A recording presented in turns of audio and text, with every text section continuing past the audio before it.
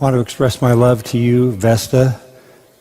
Thank you for loving me and I think allowing R.C. to love me as well. A great treasure in my life. I never expected to have the honor of knowing him personally. I was a mildly dispensational Baptist. What hope was there for me? I was like a guy in the Civil War with gray pants and a blue coat. I was being shot by both sides.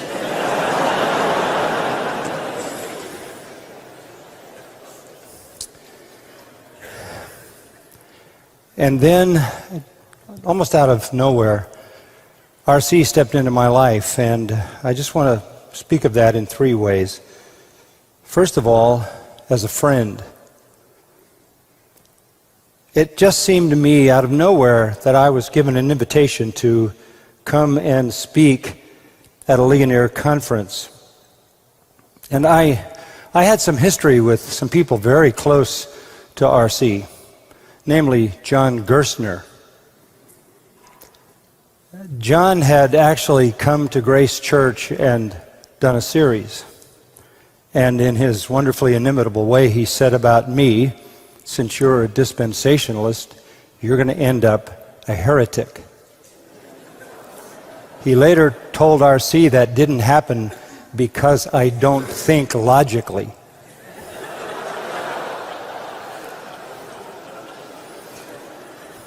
Nonetheless, for reasons I don't know, Vesta, R.C. opened his heart to me and invited me to Ligonier to speak. And then he assigned me to speak on the doctrine of election, which I actually thought at the time he had invented.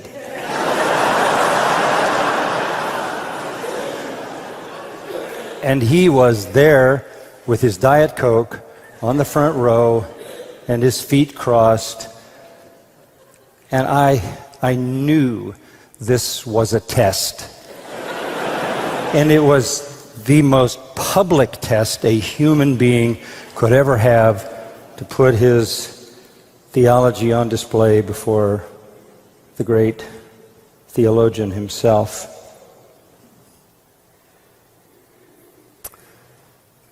He opened up my life to the riches of Reformed theology. I had discovered it on my own.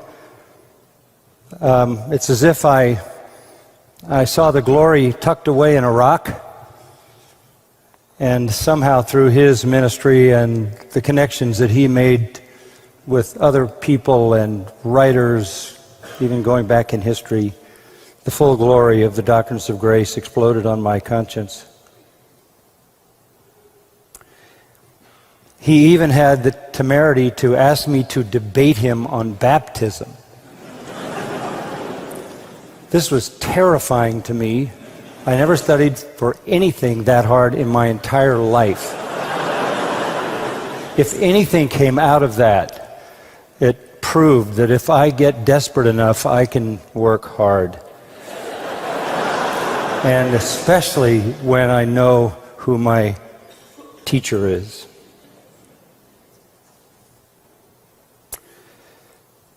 He even nicknamed me Boris.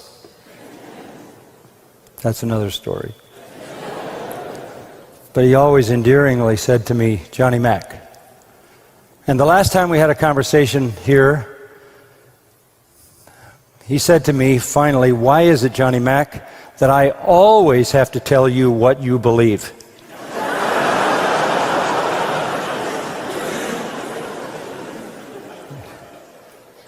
I adored him for that, so many other things.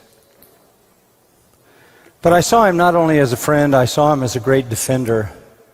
I'm the last man standing of a group of 3 that gathered together in Florida, 1995, in one of the most amazing days of my entire life. Evangelicals and Catholics together had come out the year before, And R.C. was profoundly disappointed because the man behind that was a man that claimed R.C. as his mentor, and he had abandoned the true gospel. And for some reason, again, I don't know why I ended up there, but it was James Kennedy, R.C.Sproul, and myself. They're representing the true gospel against those who wanted to accommodate Rome's gospel, Bill Bright, Charles Colson, and J.I. Packer. In 1995, we met in a private room for 7 hours. And I sat next to Jim Packer. It was a massive education. The power in the room, unmistakably for the 7 hours, was R.C. Sproul. I had always hoped that somehow R.C. would write the history of that day. But I don't think he could bring himself to do that because it would have been so much about him. I'm the last man standing, and I will tell you this. He was, without question, the force in that room for the truth.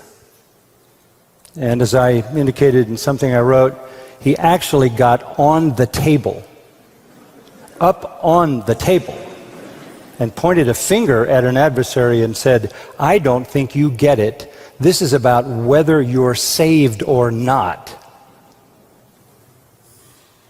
As affable, as irrepressibly charming as he was a defender of the faith, even when he was looking in the eyes of a very cherished friend. He never wavered on the gospel. He was strength to me.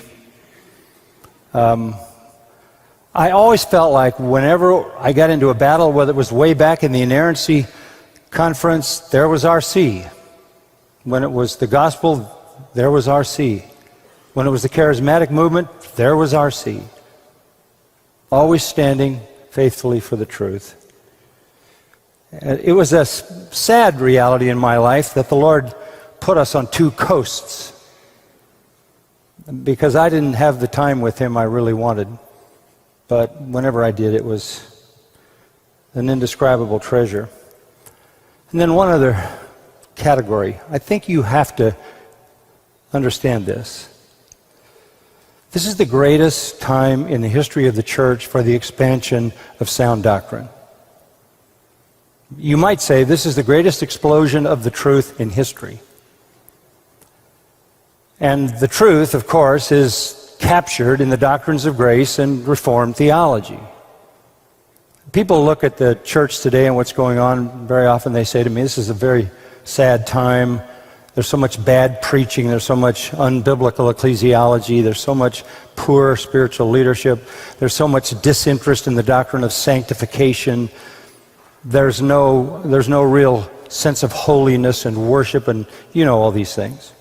At the same time, there's never been a time in the history of the world where sound doctrine is so available in a split second anywhere on the planet. And the point of the spear for that entire movement in our time was R.C. Sproul. He is this era's great reformer. Because he was my friend, because he was my fellow soldier and defender, and because I follow him as the leader of this explosion of truth, I honor him today by expressing my profound love for him, and as Bob said, the deep hole in my heart that he's not here anymore. But I thank the Lord that he let me into his life for all the blessing it has brought to me. Thank you.